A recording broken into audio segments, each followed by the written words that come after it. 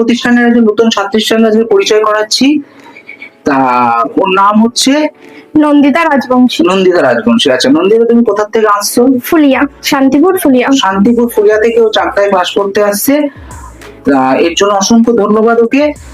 তা আমাদেরও খুব সৌভাগ্য যে ও এতদূর ক্লাস করতে আসছে, মানে শান্তিপুর থেকে চাকদায় আসছে এবং এতটা রাস্তা, মানে স্টেশন থেকে প্রায় 2 কিলোমিটার ভিতরেও ক্লাস করতে আসছে চাকদায় নেমে, তাই তো? আচ্ছা নন্দিতা, ক মাস হলো এখানে ক্লাস করছো? 3 মাস হলো। নন্দিতা 3 মাস ধরে ক্লাস করছে এখানে। আচ্ছা নন্দিতা, তুমি তো বেসিক করছো, বেসিক ডিপ্লোমা হ্যাঁ করছো। হ্যাঁ।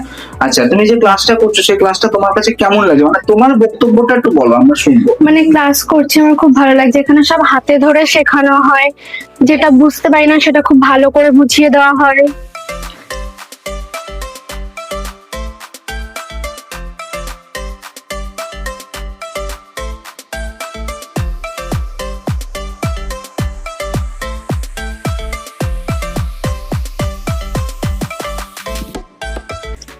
আচ্ছা ঠিক আছে। আর আমাদের মানে টিচারদের ব্যবহার তোমার কেমন লাগছে? খুব ভালো।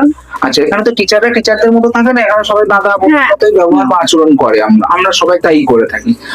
আর তুমি এখন কি মানে কি শিখছো? তুমি এখন মানে কোর্সের মধ্যে থেকে তুমি এখন কোন সফটওয়্যারে কাজ করছো? MS word.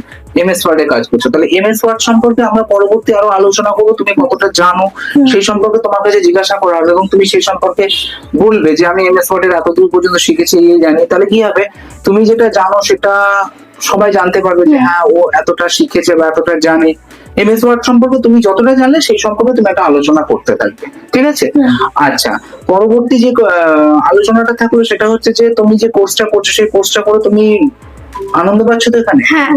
ঠিক আছে, তাহলে পরবর্তী আমরা অন্য ভিডিওতে আবার তোমার সঙ্গে কথা বলছি, এই নিয়ে আরো আলোচনা করছি।